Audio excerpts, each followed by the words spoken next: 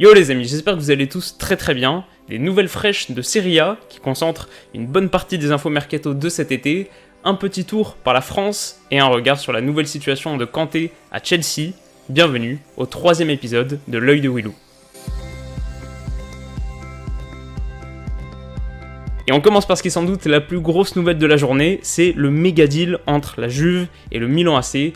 Première transaction, l'attaquant argentin Gonzalo Higuaín va faire ses valises direction le club lombard sous la forme d'un prêt payant d'une saison à hauteur de 18 millions d'euros avec une option d'achat fixée à 36 millions. Et seconde transaction, c'est un échange sec de défenseurs centraux. Bonucci, après une saison passée sous le maillot rossonero, va retrouver Turin en échange du jeune Mattia Caldara.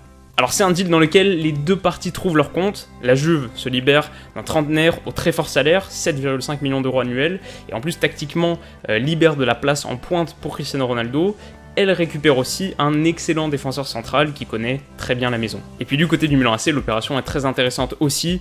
Higuaín, ça reste quand même l'un des meilleurs neufs en activité. Moi j'ai le souvenir de sa performance exceptionnelle contre Tottenham la saison dernière, je crois que c'était en 8ème de finale de Ligue des Champions, où il cale sa reprise de volée sur un coup franc. Voilà, ça présage de très beaux restes. Et puis je sais pas si vous avez vu les photos, mais il a perdu beaucoup de poids à l'intersaison, il revient plus affûté que jamais, et il pourrait faire très mal à San Siro. Et puis enfin au niveau de l'échange de défenseurs centraux, Bonucci avec clairement clamé son envie de départ, le Milan AC réussit à s'en séparer en récupérant en retour l'un des plus grands espoirs du football italien. Voilà, c'est bien joué des deux côtés. De l'autre côté des Alpes maintenant, notre Ligue 2 a repris ses droits depuis vendredi, mais le dernier match de la première journée se jouait hier avec la victoire de Metz sur Brest. Béziers a bien réussi son entrée en matière en allant s'imposer à Nancy. Pareil pour Grenoble qui se défait de Sochaux. Valenciennes prend la place de leader grâce à son succès sur Auxerre 3-1. Alors peu d'enseignements à tirer de cette reprise pour l'instant, on peut dire que Antonetti a bien réussi son retour sur un banc de touche avec cette victoire donc en tant qu'entraîneur de Metz. Je sais que c'est pas la figure la plus populaire du football français, mais personnellement je le trouvais très pertinent sur le plateau du Canal Football Club et il me manquera. Voilà, c'est globalement tout ce que j'avais à dire sur le sujet. Qui est-ce que vous voyez retrouver l'élite la saison prochaine? Faites-moi savoir ça dans les commentaires. Très discret sur le marché des transferts pour l'instant, l'Olympique Lyonnais a surtout encaissé de belles sommes, mais cherche désormais à se renforcer. Un poste est ciblé en priorité, c'est celui de défenseur central, et les pistes évoquées sont nombreuses. Yerry Mina, Ruben Dias, David Lopez, Victor Lindelof ou encore Mamadou Sakho, qui foulera la pelouse du Parc OL la saison prochaine. Mina divise en interne, Sakho semble financièrement inaccessible, Mourinho veut garder Lindelof, et la piste David Lopez n'est pas plus chaude que ça. Celui dont on parle beaucoup en ce moment, c'est Ruben Dias. Lui, on serait prêt à mettre 30 millions. Benfica en réclame 45. Mais les Lisboètes vont affronter Fenerbahçe en tour préliminaire de Ligue des Champions dans quelques jours. Une élimination pourrait voir son prix baisser. Alors c'est un dossier très compliqué autour duquel Jean-Michel Aulas a énormément communiqué, comme à son habitude, mais sans conséquences concrètes pour l'instant. Cela dit, je pense sincèrement que le mercato de l'OL reste très intéressant pour une raison principale, c'est qu'après avoir vendu Lacazette, Tolisso et Gonalon la saison dernière et Umtiti en 2016, Lyon va, si Fekir prolonge, mais ça semble de plus en plus probable, l'OL va enfin réussir à enchaîner 2 saisons consécutives en conservant son ossature. Et à mes yeux, c'est vraiment ça, la clé du football.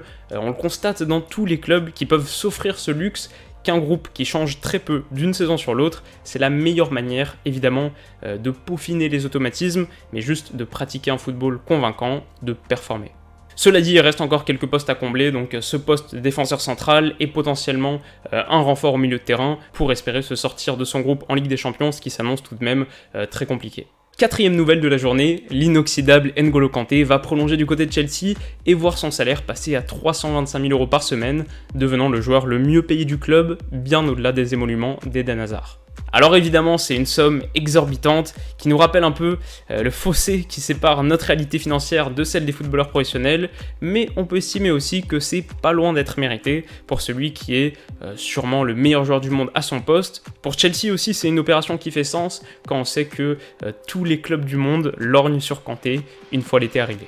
C'est une nouvelle qui enterre aussi définitivement les rumeurs de son départ au Paris Saint-Germain, malheureusement pour notre Ligue 1, mais je dois dire que j'ai hâte de voir son association avec Jorginho sous Sarri. J'aimerais bien préparer une vidéo, les clubs à surveiller la saison prochaine, en vous donnant un peu mon point de vue. Dites-moi si ça peut vous intéresser, mais Chelsea en ferait clairement partie. Et enfin, la FIFPro, le syndicat des joueurs de football professionnel, est monté au créneau hier, dénonçant le temps de repos insuffisant accordé aux joueurs entre la Coupe du Monde et la reprise dans leurs clubs respectifs. Il faut dire que le 10 juillet, soit 5 jours avant la finale du mondial, un international islandais était déjà de retour sur les pelouses pour disputer le premier tour préliminaire de la Ligue des Champions. Le lendemain, 3 internationaux serbes en faisaient de même. Alors c'est pas la première fois que les FIFPro s'expriment pour dénoncer les conditions de travail, ou en l'occurrence de repos, des footballeurs, et oui, on peut estimer que les rémunérations exceptionnelles viennent justement compenser ce rythme acharné, mais personnellement, je pense tout de même qu'on surcharge les calendriers et qu'on fait courir aux joueurs des risques de blessures qui sont assez irresponsables. Je pense aussi plus généralement qu'il serait bien temps de remettre un peu d'humanité au cœur du football et que des salaires forts ne permettent pas tous les abus. Voilà les amis, c'est la fin de ce 3e épisode de l'œil de Willou. N'hésitez pas à me faire savoir si la vidéo vous a plu en mettant un petit like, ou à l'inverse, si elle vous a déplu, en mettant un dislike, mais j'espère pas quand même. Si vous voulez m'orienter dans mes choix de thèmes pour demain, vous pouvez le faire en m'indiquant vos souhaits dans les commentaires, ou encore mieux sur Twitter. Et voilà, on se retrouve donc demain, comme d'habitude, prenez soin de vous, à très vite, bisous.